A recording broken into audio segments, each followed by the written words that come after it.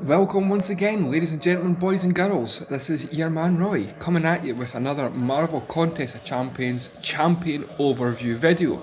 Now today we are going to look at one of my favourite damage champions, recently acquired as a 6-star and then duped as a 6-star, so my very first duped 6-star champion.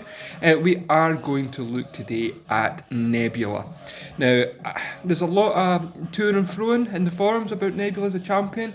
I personally think as long as you know how to use her, then she can be an absolutely devastating champion, clearing content left, right and centre given the right circumstances.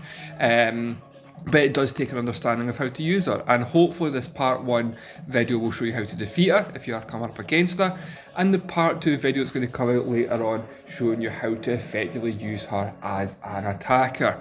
But let's just fire straight into this and let's have a look at the 6-star Nebula in the profile.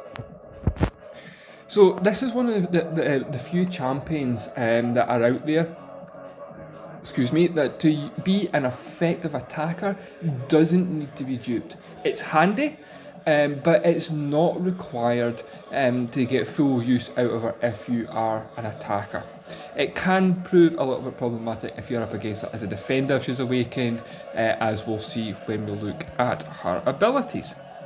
So as with previous videos, then we are going to look at the basic abilities first, then looking at the awakened ability, having a look at her synergies, and then launching into a duel against her. So one thing is that she can shrug off 3 shock debuffs in a fight, and she gains 5 electroshock charges for each shock debuff shrugged off in this way. And you'll see why that's very, very useful later on when we look at what the electroshock charges do.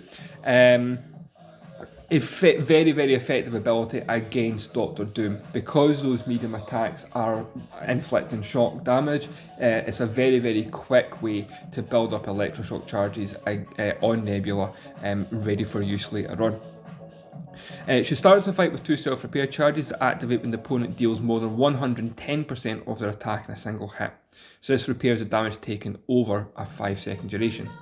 As with other regeneration abilities such as Howard the Duck or Ultron, if you stun her, then this repair stops. Now, ability accuracy of robots is reduced by 20% per electroshock charge. So against champions such as Ultron or Vision, if we get up to that 5 electroshock charge, then their ability accuracy is going to be reduced by 100%. So against Ultron, that's going to stop the repair coming in. Against Vision, that's going to stop the power burn or power steal or power gain from taking effect. And also if you're up against another Nebula, then because she is a robot as well, if we get 5 electroshock charges for her own one, it is going to inhibit that self-repair charge ability as well. And also, as a robotic champion, she has that double immunity to poison and bleed effects. Now, by hold and block, we charge the weapon, generating a passive electroshock charge every 0.9 seconds. Now, because it's passive, it can't be removed in any other way by an enemy combatant. So, it's not limited in such a term as Gambit's charge. Whereas if you hit, he's going to fold. This is going to stay there until we do something with it that's going to lose it. And that something is a well-timed block. So we spend all electroshock charges to shock the opponent, dealing energy damage per charge over 6 seconds. So again, you're not really wanting to bring it into a fight against a shock immune champion. So against champions such as Thing or Doctor Doom or Electro, it's not really going to benefit you bringing this champion in. But against champions such as Sunspot, where that shock is going to remove the flare state, we're going to have the class advantage for being a tech champion against a mutant, but also remove the flare state per charge. So really, really useful against Sunspot. Heavy attacks as well deal energy damage over 6 seconds, so that immediate shock can be a real useful way again to disrupt Sunspot's flare state. Special attack 1 is going to inflict power lock, severing the target's flow of power for 1 second per active shock debuff. So the heavy attack is only going to place 1 shock charge, So it is going to disrupt the flow of power for 1 second, but the more charges we get on, the longer that's going to be. And we inflict power drain, depleting up to 3.5% of the target's max power per shock debuff. So again, the higher number of shock charges, the more power drain is going to be inflicted. Now this special attack is where it gets juicy. Special attack 2 doubles the amount of shock debuffs on the opponent, dealing huge energy damage per shock debuff over 3 seconds. Now the maximum shock limit on Nebula, electroshock charge on it is 20.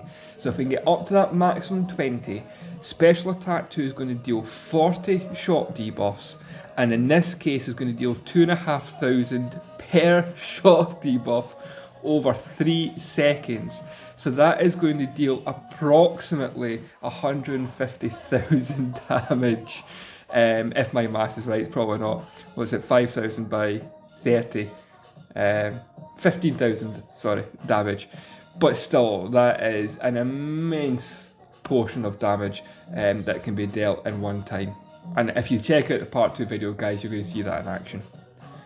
And in Special Attack 3, we're going to overcharge a power generator for 10 seconds, inflicting shock whenever in contact with the opponent, dealing energy damage over 3 seconds. So for 10 seconds, every hit is going to deal a shock damage as well as the damage dealt by a hit. So again, you're massively increasing the level of shocks that are on the opponent.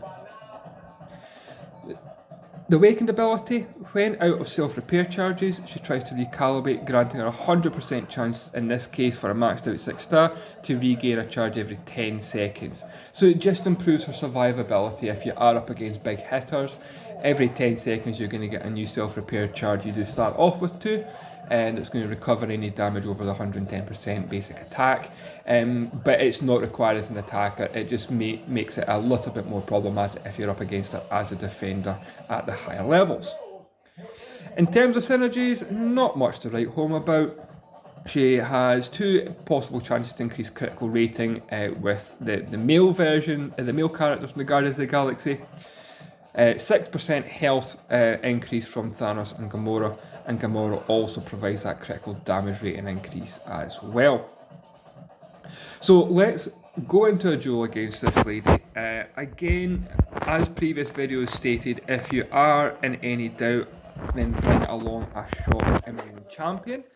But in this case, I'm just going to bring in Star-Lord. Just to get this fight done. Again, the special attack one is purely melee, so it's very easily avoidable.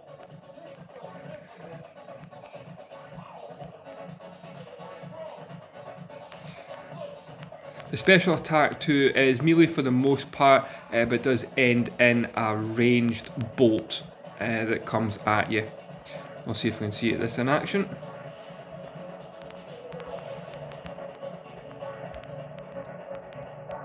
Yeah, there we go. So again, nothing majorly concernable. You'll be able to dodge those quite easily once you get the animations down. But the special attack 2 is the special attack 1, sorry, is the main one. Just avoid that and you're done. So hopefully you found that video useful, guys, just on the abilities in Nebula and how to defeat her as a defender. The part 2 one is where the fun really starts. That's going to show you how to use her as an attacker, and that is one pretty fun video, guys, so make sure you go and check it out. If you did like this one, then hit the thumbs up.